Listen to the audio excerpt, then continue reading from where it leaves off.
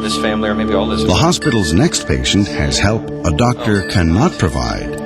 Russian Orthodox priest Stephen Allen is tending to the smallest member of his flock. See, look at the way his foot's splayed up. His son George's lizard. See, it's splayed up. It's not normal. That's not normal. His name is Quig, and he's a long-tailed Tans. And this morning he was lying down at an odd angle, and he hasn't been eating. And either we think he's got a parasite, or it's because of the weather's gotten colder. A lizard's appetite may seem a trivial concern for a man of God, but to Father Stephen, the body is as important as the spirit. You become attached to a pet. And, if we have responsibility for something, we have to care for it.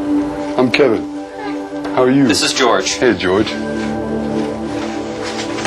You call him Quig. Quig the lizard. He usually he eats 4 crickets every 2 days. The last time he ate was last Tuesday. He's never missed a feeding before. And he's very sluggish. Well, until you grab him. Yeah. He's like, what is going on here? Dr. Fitzgerald may not know much about the soul of a reptile, but he knows the physical challenges a lizard faces in captivity. The problem is, in captivity, we can't get them the variety that they eat in nature. Crickets are good, but they have a lot of chitin, and they're not so digestible. Soft-bodied insects are better. In the summertime, it's easy. You can get a butterfly net and leave the porch light on and get all kinds of soft-bodied insects. So it's a diet problem. This is, and it's related to the ultraviolet light. Yeah. He's got some metabolic bone disease and some problems with those. The shape of his limbs. Yeah. Metabolic bone disease is caused by a calcium deficiency. The lizard's bones become weak, causing deformed and unstable limbs. This is a common problem even in people that really have great setups. These guys are hard to keep. Snakes do well in captivity. Turtles do well.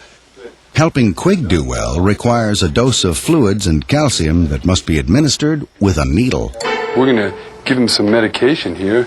I don't see how you could puncture such a tiny animal. Well, we're going to use a dinky gauge needle. I know, don't look, okay? Don't look. He's too good to his boy. We won't hurt him. We're trying to help him. Very funny. You just don't want to look, huh? Very funny. I know. We're going to give some calcium. And we're going to give some fluids. Did you give him the medication already? Yes, we gave him the medication so he can come out now. Good news for Quig and George. No more needles, just a tasty drink to keep the lizard strong. If we have a blender, maybe we'll make a cricket mulch. Okay. And then we'll take the syringe and we'll mix it with a little egg yolk and we'll give that. The doctor treats Quig in the earthly realm, but the priest provides assistance from above. St. Mamas is our Orthodox patron saint of animals.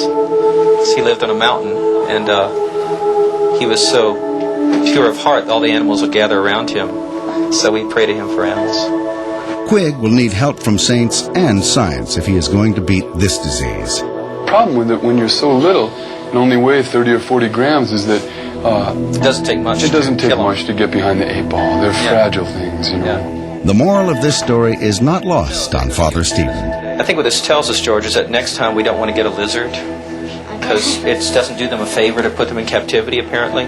So I think next time if we want a reptile, we'll get a snake. They're just easier, even if Mom and Sarah don't like it.